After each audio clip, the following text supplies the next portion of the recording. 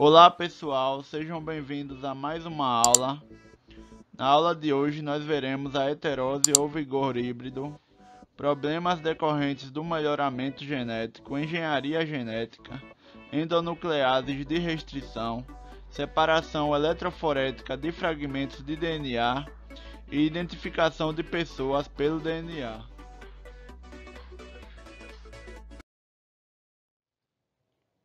Agora nós veremos a heterose ou vigor híbrido.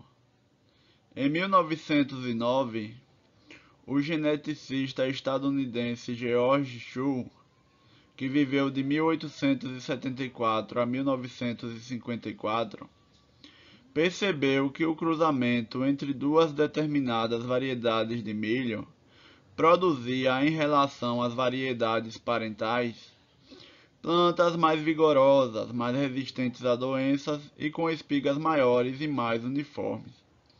Essas plantas foram denominadas híbridas, termo utilizado também para designar o produto do cruzamento entre linhagens diferentes de uma mesma espécie. Concluiu-se que, no caso do milho, as plantas híbridas apresentavam qualidades superiores às linhagens puras, altamente homozigóticas, por possuírem muitos genes em condição heterozigótica. Esse fenômeno recebeu o nome de heterose ou vigor híbrido.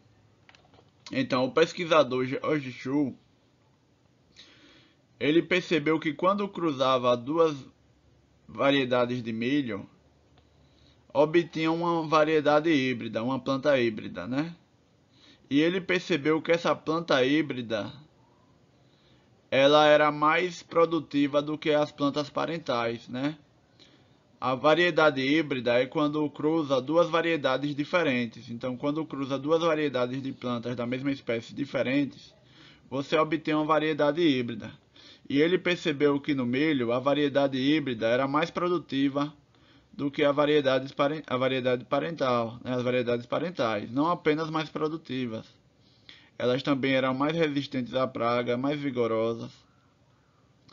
E, e ele concluiu que as, e ele percebeu também que não era só no milho que acontecia isso.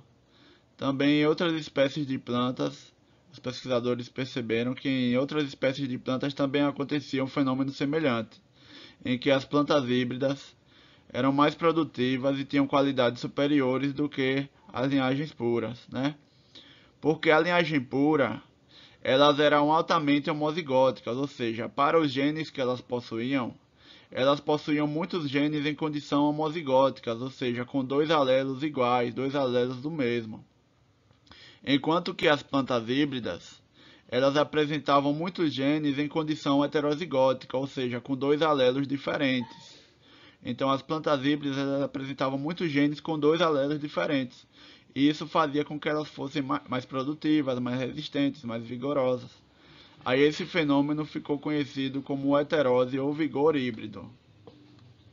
Aqui na figura nós temos o exemplo do milho, que no milho, quando cruza as linhagens puras, você obtém a linhagem híbrida. E no caso do milho é produzido o duplo híbrido. O duplo híbrido ele é obtido a partir de 4 linhagens de milho. Então você cruza uma linhagem A com a B, aí você tem o híbrido AB. Você cruza a linhagem C com a D, você obtém o híbrido CD. Aí depois você cruza esses dois híbridos eram cruzados e obtém um duplo híbrido, que é ABCD, um duplo híbrido, ou seja, ele é híbrido 4 vezes, né? Que ele é o resultado do cruzamento de 4 linhagens diferentes de milho. E hoje em dia, a maioria do milho plantado, ele é o milho duplo híbrido, que ele é mais produtivo, mais resistente a pragas, tem qualidades superiores aos milhos homozigóticos de linhagens puras. O conhecimento da base genética do vigor híbrido no milho permitiu a produção de duplos híbridos, isto é, obtidos a partir de 4 linhagens homozigóticas parentais. Esse tipo de cruzamento teve tanto sucesso que hoje a maior parte de todo o milho consumido no mundo é duplo híbrido. O fenômeno da heterose não se restringe ao milho, ocorrendo também em outras plantas, como o morango, o tomate, o algodão e a cebola, e em espécies animais como a galinha doméstica. Então, a heterose ou vigor híbrido, ela não ocorre somente no milho, né? Ocorre em outras plantas também, como o morango. Aqui nós temos a foto do morango. Então, o morango híbrido, ele é mais produtivo do que o morango de linhagens puras, né? A cebola também, ó, a cebola híbrida, ela é mais produtiva do que a linhagem pura. O algodão também, tomate. E até mesmo em animais ocorre esse fenômeno, como no caso da galinha doméstica. Então, a galinha doméstica, se você cruza duas variedades de galinha, duas raças de galinha, aí produz uma raça híbrida. Então, muitas raças de galinha híbrida são mais produtivas do que as linhagens puras, né? Então, isso também ocorre em algumas espécies de animais, esse fenômeno da heterose ou vigor híbrido. Nós veremos agora os problemas decorrentes do melhoramento genético. Então, o melhoramento genético, ele não traz só benefícios, ele também traz problemas, né? Porque o melhoramento genético o ser humano faz em busca de ter mais produção, ter mais lucro. Mas isso não é benéfico nem sempre é benéfico para a espécie, né?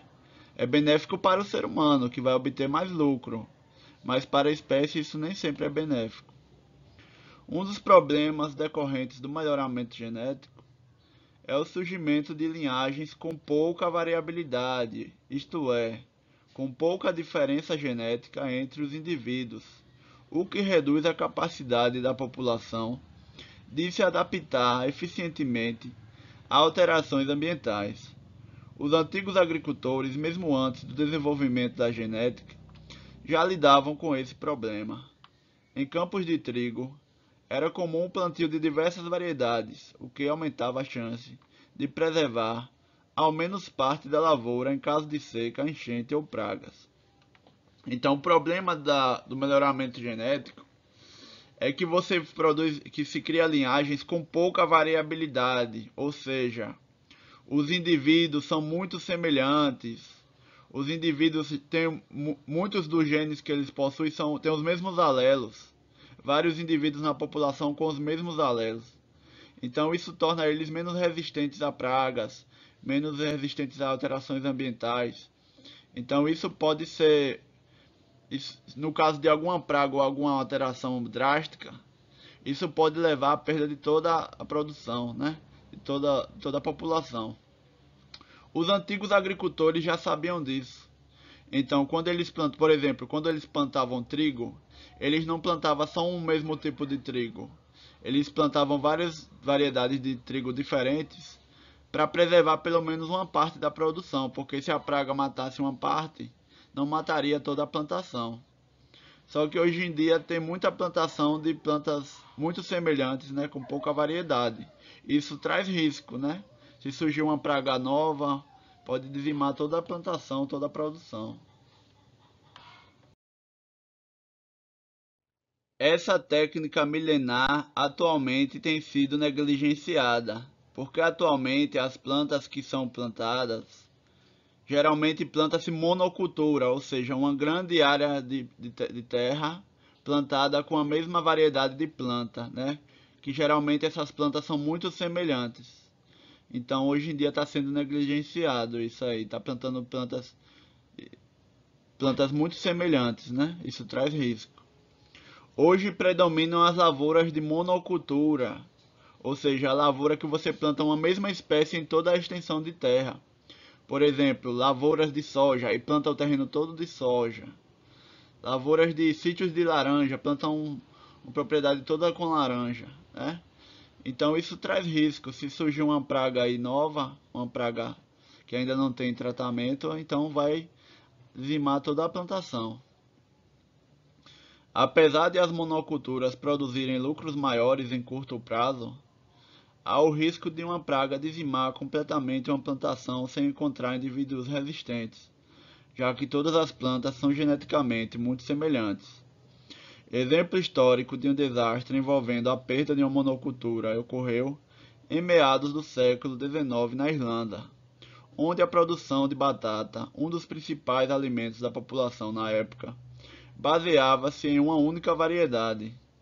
Uma doença causada por micro-organismos dizimou, em curtíssimo prazo, praticamente todas as plantações de batata desse país. O resultado foi catastrófico: morte de milhões de pessoas em decorrência da fome. Então, quando você planta grandes extensões de terra com a mesma variedade, você corre risco, né? O agricultor está correndo risco, porque se surgir uma praga nova que não existe tratamento, não existe inseticida, não existe nenhuma forma de combater, ela pode dizimar toda a plantação. Isso já ocorreu, né, no caso da Irlanda. Eles plantaram uma mesma variedade de batata e a praga dizimou toda a plantação, causando a morte de milhões de pessoas em decorrência da fome.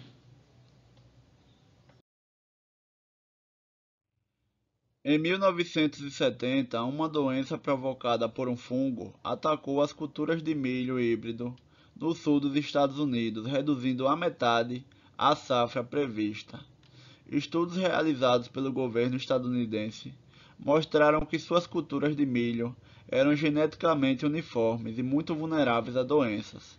Essas culturas foram recuperadas com a introdução de um alelo para resistência ao fungo causador da doença, obtido em uma variedade de milho nativa da Colômbia.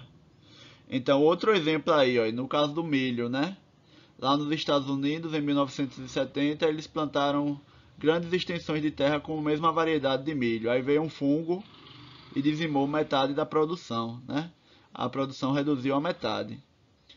Aí foi possível recuperar o milho, né? Com um alelo obtido de um milho da Colômbia, de uma variedade nativa da Colômbia. Então, ainda bem que em outros países ainda se tem plantas nativas, né? Plantas de variedades nativas que não são totalmente uniformes, né? Que não são tão semelhantes assim. Então, em outros países ainda se planta variedades naturais do milho, de outras plantas, né? Porque nem todo agricultor visa apenas o lucro. Ele planta para sua própria subsistência e não planta apenas uma monocultura da mesma variedade de planta, né? Então, é o risco que tem o melhoramento genético, né? Quando você tem variedades geneticamente uniformes, elas acabam sendo mais suscetíveis a pragas, né? Uma praga pode acabar dizimando as plantações.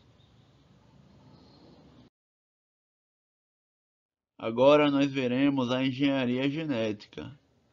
No começo do século XX, os fatores hereditários, já então batizados de genes, foram localizados nos cromossomos.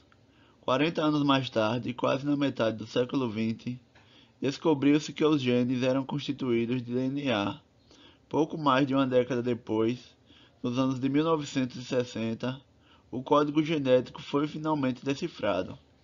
Então, ao longo do tempo, novas descobertas foram feitas a respeito do material genético. Primeiro, Mendel descobriu os fatores hereditários, né? Que passavam as características genéticas aos descendentes. Depois, no início do século XX, eles foram batizados de genes e descobriu-se que eles estão localizados nos cromossomos, né? Descobriu-se também que o material genético é o DNA, porque inicialmente pensava-se que o material genético eram as proteínas, pelo fato de elas terem 20 aminoácidos e serem muito diversas. Porém, descobriu-se que na verdade o material genético é o DNA. E em 1960 o código genético foi decifrado, ou seja, descobriu-se como é que funciona o DNA, de que forma que ele codifica as proteínas, né? De que forma o DNA funciona para codificar as proteínas. Desde então, passos rápidos levaram à engenharia genética, um conjunto de técnicas de manipulação do DNA que permite isolar e multiplicar genes e também transferi-los de um indivíduo para outro, mesmo entre espécies distintas. Então surgiu a engenharia genética, né? A engenharia genética, ela permite manipular o DNA, permite cortar em lugares específicos, colar também em outro DNA, transferir o DNA de um organismo para outro, mesmo de espécies diferentes, permite isolar o material genético, multiplicar os genes. Então, é um conjunto de técnicas que permite a manipulação do DNA. Então, com essa tecnologia, existe uma expectativa, né, que descobertas surpreendentes possam vir no futuro, né, através dessa tecnologia do DNA recombinante, né. A engenharia genética também é conhecida como tecnologia do DNA recombinante, já que ela permite manipular o DNA e formar um DNA recombinante. Milho, drosófilas, camundongos, entre outras plantas e animais, tiveram e ainda têm seu lugar nos estudos genéticos. Mas são os seres microscópicos, bactérias e vírus as principais cobaias da engenharia genética. Graças à sua relativa simplicidade, eles se tornaram o material biológico ideal para compreender o mecanismo básico de funcionamento dos genes. Em condições ideais, uma única bactéria é capaz de se duplicar a cada 20 ou 30 minutos. Em um dia, poderíamos ter cerca de 48 duplicações. Calcule quantos descendentes haverá no dia seguinte usando a fórmula 2N. Então, para você calcular quantas bactérias vão se formar em um dia, né, ou em 2 dias, é só você multiplicar 2 elevado a n. N é o número de vezes que ela vai duplicar, né? Então, por exemplo, se uma bactéria duplica a cada meia hora, então em uma hora ela vai duplicar 2 vezes, então é 2 elevado a 2. Aí, por exemplo, 24 horas vai ser 2 elevado a 2 vezes 24, né? Então vai ser 2 elevado a 48 novas bactérias em apenas um dia, né? Aí você já observa o quão grande é o número de que uma bactéria pode se multiplicar em apenas um dia, né? Significa mais de um quatrilhão de novos micro-organismos gerados assexuadamente em apenas um dia.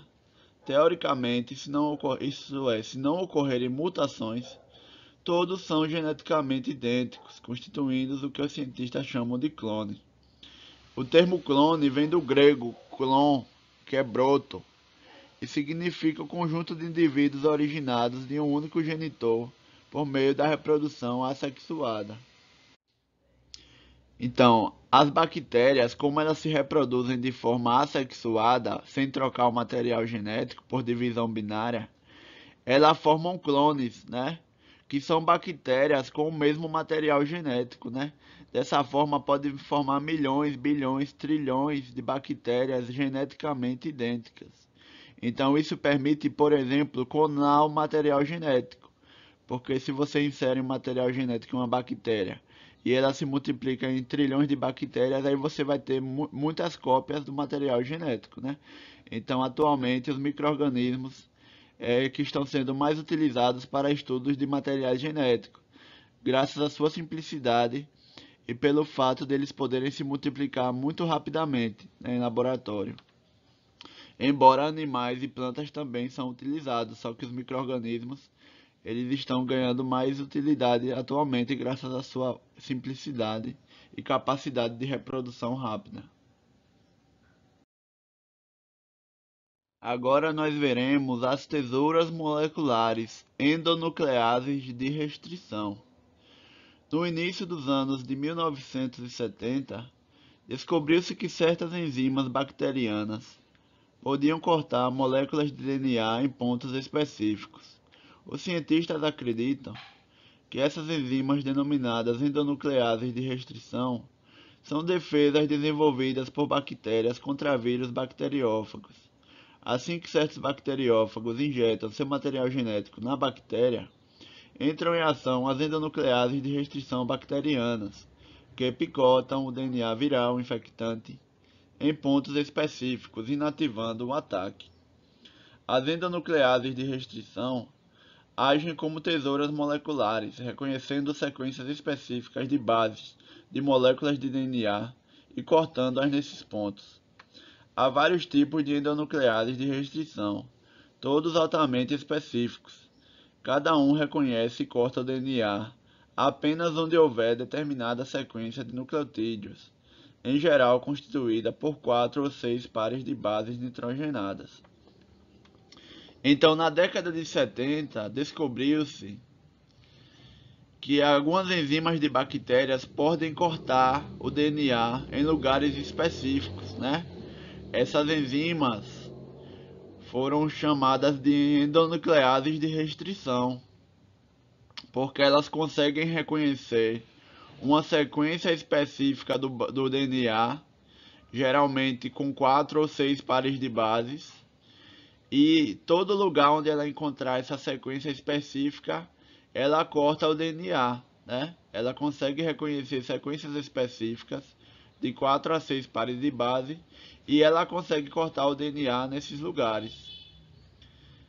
Acredita-se que isso seja uma defesa das bactérias, né, contra os vírus bacteriófagos.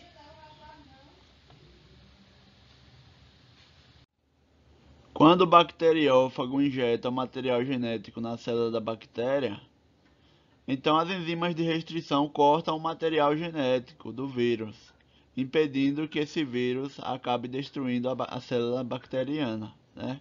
Então é uma forma de defesa das bactérias, as enzimas endonucleases de restrição. Só que o ser humano descobriu uma utilidade para ela, né? Que é a manipulação do DNA, né? Permite cortar o DNA em lugares específicos, permitindo a manipulação do DNA aí na engenharia genética, né? A descoberta das endonucleases de restrição trouxe grandes avanços à genética. Os cientistas viram nelas ferramentas bioquímicas para cortar moléculas de DNA de forma controlada e previsível, o que possibilitou análises do material genético antes inviáveis. Então, nesse caso, essas enzimas, como elas cortam o DNA em um lugar específico, isso permite cortar o DNA de seres humanos em laboratório, permitindo análises desse material genético. Porque como o cientista já sabe onde é que vai cortar o DNA, então fica mais fácil de analisar o material genético, né? Que antes isso não era possível. Moléculas idênticas de DNA, ao ser submetidas a determinadas endonucleases de restrição, são cortadas exatamente nos mesmos pontos, originando fragmentos de tamanhos iguais. Em contrapartida, moléculas de DNA com diferentes sequências de nucleotídeos, quando cortadas por uma endonuclease de restrição, originam fragmentos de DNA de diferentes tamanhos. Ao analisar os fragmentos obtidos das diferentes moléculas cortadas, pode-se notar um padrão típico para cada DNA analisado. Isso levou os cientistas a pensar na possibilidade de identificar indivíduos pela análise dos fragmentos de DNA após o corte por endonucleases de restrição. Então, através dessas endonucleases de restrição, é possível analisar o material genético dos seres humanos, por exemplo, né? Porque, como a enzima corta o DNA sempre no mesmo lugar, na mesma pessoa sempre vai formar uma sequência de pares cortados num lugar específico. Mas, por exemplo, se essa mesma enzima de restrição for utilizada no DNA de pessoas diferentes, cada pessoa vai ter uma sequência específica, né? Isso vai gerar uma diferença entre o DNA de cada pessoa. Então, isso permite identificar indivíduos através de análise de fragmentos do DNA, após o corte por essas endonucleases de restrição. Aqui nessa figura tem uma representação de como a enzima de restrição corta o material genético. No caso dessa endonuclease de restrição é da EcoR1, né? Que é extraída da bactéria Escherichia coli. Observe que ela sempre vai cortar nessa sequência GAATTC, né? Que é guanina, adenina, adenina, timina, timina e citosina. Então, sempre que ela encontrar essa sequência, ela vai cortar o material genético. Observe que a sequência uma é o contrário da outra, né? Em uma fita é GAATCC. Na outra fita também é o contrário da GAATCC. Então um lado é o contrário do outro, né? Geralmente é esse tipo de sequência onde uma fita é o contrário da outra, né? Nessa região. Aí aqui ela se liga nessa sequência, corta o DNA, aí forma fragmentos de restrição, né? Que é após o corte pela enzima de restrição. Aqui nessa tabela tem outros exemplos de enzimas de restrição. Por exemplo, essa primeira de cima, a sequência é TTT-AAA, né? Timina, timina, timina, adenina, adenina, adenina. É onde ela corta, que é a endonuclease AHA3, extraída da bactéria Aphanothece halofítica. Essa outra aqui de baixo é a sequência GGATCC, do bacilo amyloliquefaciens. Essa outra aqui, GAATTC, da Escherichia coli RY13. Essa outra aqui, ó, AAGCTT, da Haemophilus influenza RD. E essa última aqui, TCGA, é a sequência que ela corta, que é a TAC1, extraída da bactéria Thermus aquaticus YTI. Então, cada enzima de restrição ela é extraída de um tipo de bactéria, né? Que nessas bactérias, essas enzimas, acredita-se que a função dela é cortar o DNA dos vírus bacteriófagos. E o ser humano descobriu uma utilidade para elas, que é para cortar o DNA, para permitir a análise do material genético ou então a manipulação do DNA através da engenharia genética. Agora nós veremos a separação eletroforética de fragmentos de DNA. A análise dos fragmentos de DNA originados pelo corte com a enzima de restrição é feita por uma técnica denominada eletroforese, que vem do grego foresis, que significa a ação de transportar ou migração. Essa técnica também é capaz de separar outras moléculas orgânicas, como RNA e proteínas, só que com condições específicas para cada uma delas, ou seja, para separar o DNA tem uma condição, para separar o RNA tem outra, e a proteína outra. Mas é a mesma técnica, só muda as condições para cada tipo de material que vai sofrer o processo. No caso do DNA, a eletroforese consiste em colocar os fragmentos de DNA em uma matriz de gel imersa em uma solução tampão. Essa solução tampão atua na condução da corrente elétrica e na manutenção do pH do meio, e submetê-la a uma corrente elétrica, ou seja, essa solução contendo o gel e a solução tampão e o DNA é submetida a uma corrente elétrica. A extremidade do gel em que o DNA foi colocado é conectada ao polo negativo e a extremidade oposta ao polo positivo. Isso porque o DNA ele adquire carga elétrica negativa, graças ao fosfato presente no DNA. Então, onde o DNA é colocado, ele tem um polo negativo, para que o DNA se desloque em direção ao polo positivo. Com a diferença de potencial elétrico gerada entre as extremidades da placa de gel, os fragmentos de DNA que têm carga elétrica negativa, devido à ionização dos seus grupos fosfatos, migram para o polo positivo. Esses fragmentos moleculares deslocam-se no interior do gel, driblando as fibras desse material, como se estivesse em uma corrida de obstáculos. Quanto menor é o tamanho de um fragmento de DNA, mais facilmente ele passa entre as fibras, sendo assim mais veloz. Então o gel ele funciona como um obstáculo para fragmentos de DNA. O gel ele é como se fosse uma esponja, né?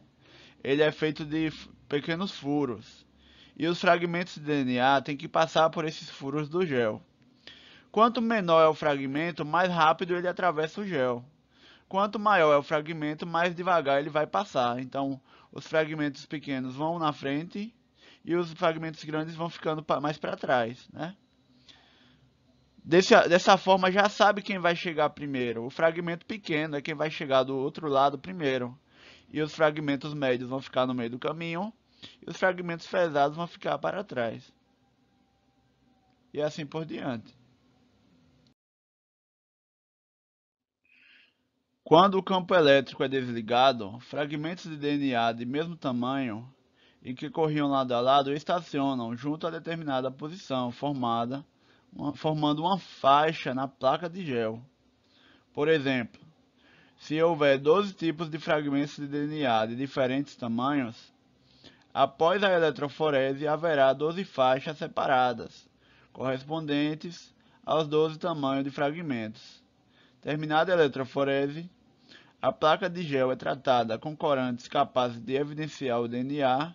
Um dos mais utilizados é o brometo de etídio, substância que se insere entre as bases nitrogenadas de ácidos nucleicos e fluoresce quando submetido à luz ultravioleta. Sobre esse tipo de iluminação, aparecem nitidamente as faixas formadas pelos fragmentos de DNA de diferentes tamanhos, que revelam o resultado da corrida eletroforética. Então, o gel, o DNA que é aplicado no gel de eletroforese, ele fica ali por algumas horas, né? Quando esse campo elétrico é desligado, formam faixas, né? Formam faixas. Formam faixas correspondentes ao tamanho dos fragmentos de DNA, né? Cada faixa que é formada corresponde a um tamanho de fragmento. Aí esse gel é tratado com brometo de etídio ou com outros tipos de corantes que fazem com que esse DNA se torne visível. No caso do brometo de etídio, ele fica visível ao ser estimulado por luz ultravioleta. Aí ele fica fluorescente e é possível tirar fotos das bandas que se formam no gel, né? Tratado com brometo de etídio. Aí são tiradas fotos para depois analisar essas fotos desse material genético do gel que foi tirado. Fotografias do gel sob luz ultravioleta permitem aos pesquisadores registrar a posição e a espessura de cada faixa. O padrão eletroforético de um DNA lembra um código de barras utilizado no comércio para armazenar informações sobre um produto. É possível calcular o tamanho dos fragmentos de DNA originados pela digestão com a endonuclease de restrição, comparando-se aos fragmentos de tamanhos conhecidos que percorreram o mesmo gel, chamados marcadores de peso molecular. A combinação das técnicas de corte por endonucleases e de eletroforese permite identificar em altíssimo grau de precisão o DNA de cada pessoa, procedimento que alterou a criminalística e teve grande impacto no sistema judiciário. Então, cada DNA que é cortado com enzima endonuclease de restrição e passa no gel, para cada pessoa ele gera uma sequência de faixas diferente das outras pessoas, né? Para cada pessoa que sofre esse processo de corte do DNA e depois que esse DNA passa no gel, cada pessoa vai ter uma sequência de bandas, né? Vai ter um padrão específico de cada pessoa. Isso permite identificar em altíssimo grau a identidade de uma pessoa através do seu DNA. E isso está sendo muito utilizado na área criminalística. Por exemplo, se um suspeito compara o material genético do suspeito com o material genético encontrado na cena do crime. Se o padrão for igual, isso significa que o material genético encontrado na cena é o material genético do suspeito. Então isso acabou ajudando a criminalística. Também é utilizado, por exemplo, em exames de paternidade, né? Para saber se um suposto pai realmente é pai de uma criança, né? Tem muita utilidade esse processo de eletroforese, né? Para analisar o DNA. Aqui nessa figura nós temos uma representação esquemática do processo de eletroforese, né? Esse quadrado azul está representando o gel, né? Esses furinhos aqui no gel é o local onde o DNA é colocado. No lugar que o DNA é colocado é no polo negativo, né? Fica do lado do polo negativo do eletrodo. E do outro lado oposto tem o polo positivo. Como o DNA adquire carga elétrica negativa por causa do grupo fosfato, ele se desloca em direção ao polo positivo, né? Ele se desloca em direção ao polo positivo. Então esse gel fica algumas horas sofrendo uma carga elétrica, né? Um campo elétrico, e esses fragmentos vão se deslocando em direção ao polo positivo.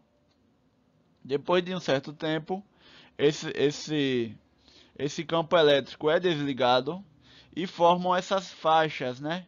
Formam essas faixas, essas bandas no gel. Aí esse gel é tratado com brometo de etídio ou outro tipo de corante para que essas faixas com fragmentos de DNA se tornem visível, né? Aí possa tirar foto delas para depois analisar esse gel, né? Essas bandas que se formaram no gel, né? Para fazer estudo sobre esse material genético. Os fragmentos pequenos ficam mais próximos de onde ficava o polo positivo. Os fragmentos intermediários ficam no meio do gel. E os fragmentos maiores ficam no início do gel, né? Quanto menor o fragmento, mais perto do polo positivo ele vai ficar. E quanto maior, ele vai ficar mais para trás, perto do polo negativo. Então, isso permite formar padrões de faixas que permitem identificar pessoas, por exemplo, né? Comparar o DNA de pessoas, identificar pessoas. Então é uma técnica com muita utilidade nos dias atuais, a técnica de eletroforese. Agora nós veremos a identificação de pessoas pelo DNA. A identificação de pessoas pelo DNA parte do princípio de que as pessoas são diferentes entre si quanto ao material genético, exceto nos gêmeos univitelínicos. Então, as únicas pessoas que apresentam o mesmo material genético são os gêmeos univitelínicos, ou seja, aqueles gêmeos que são idênticos, que são totalmente idênticos na aparência, né? Eles apresentam o mesmo material genético. Para identificar as pessoas pelo DNA, é necessário a detecção de fragmentos específicos do material genético. Quando corta o DNA de uma pessoa com uma enzima de restrição, produz muitos fragmentos de tamanhos diferentes. Seria impossível visualizar todas as bandas. Dessa forma, é preciso evidenciar apenas alguns fragmentos realmente de interesse na identificação. Uma das técnicas consiste em realizar a eletroforese e então tratar o gel como uma substância que abre as cadeias duplas dos fragmentos de DNA.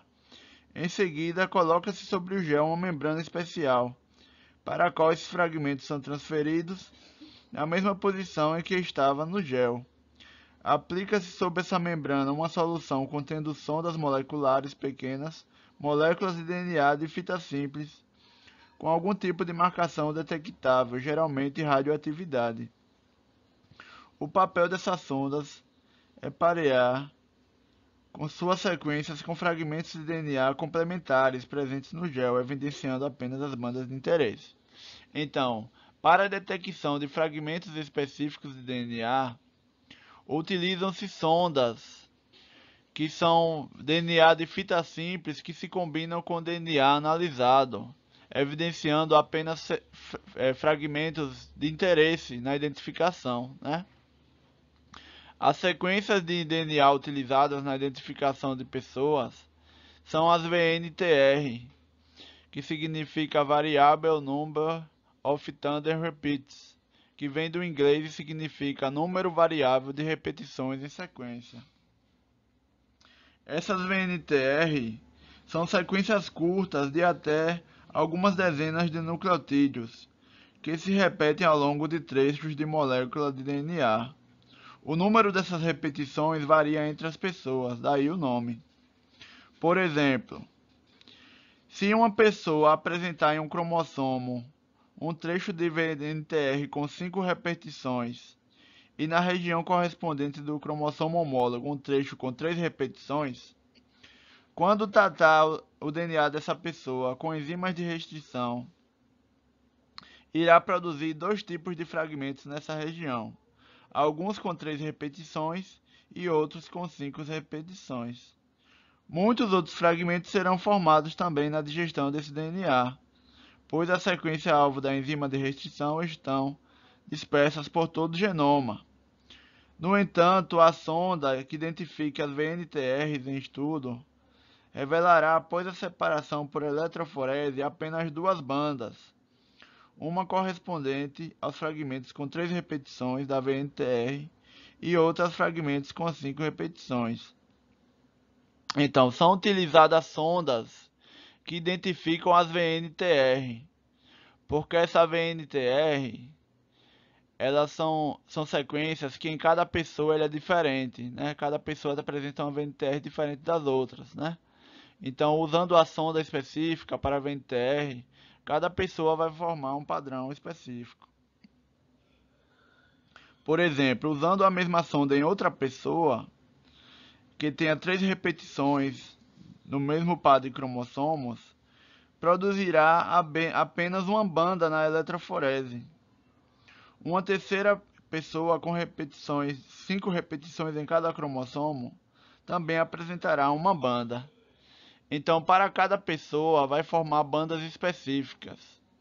Por exemplo, se a pessoa tem 5 repetições no cromossomo e 5 no outro, só vai formar um tipo de banda. Agora, se ela tem 3 repetições em um cromossomo e 5 no homólogo, vai formar uma banda com 3 repetições e uma banda com 5. Então, em cada pessoa, essas bandas vão ser diferentes. Isso também é utilizado na determinação da paternidade, né? Para determinar a paternidade das pessoas, também é utilizado essas VNTRs, né? Para identificar se o indivíduo realmente é pai de uma criança.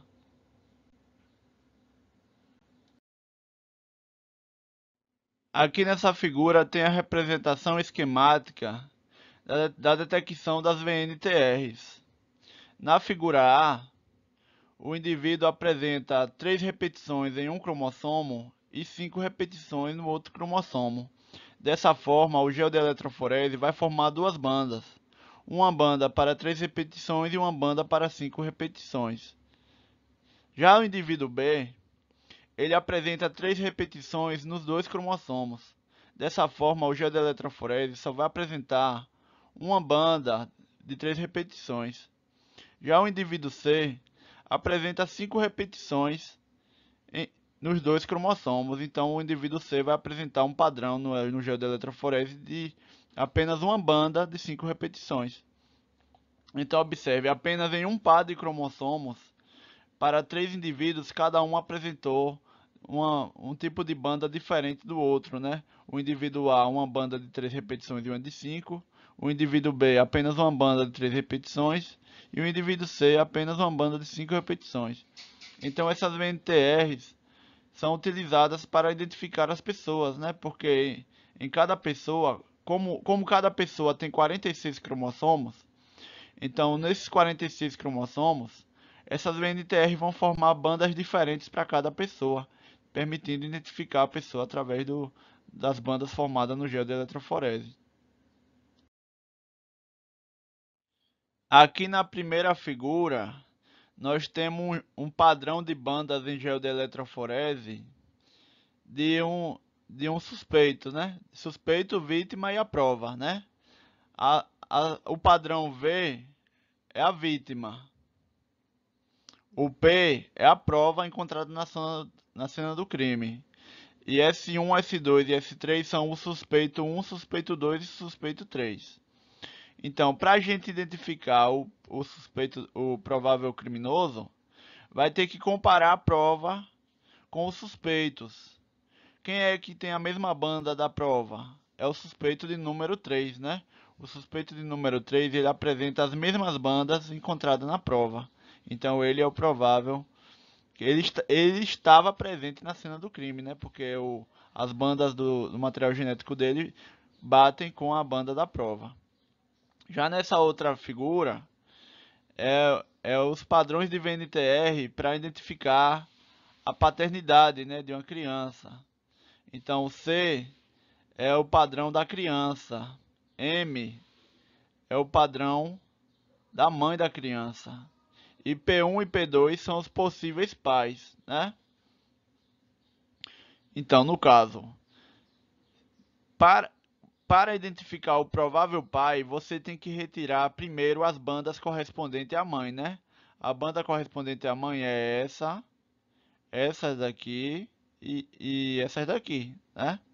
Então, o provável pai, ele vai ter que apresentar essas outras bandas que não tem no DNA da mãe, né? Então, quem apresenta essas bandas é o pai de número 2, né? O pai de número 2, ele apresenta essas bandas. Então, o provável pai dessa criança é o pai de número 2, porque ele tem as bandas complementares que não tem no DNA da mãe, compatíveis com as bandas presentes na criança.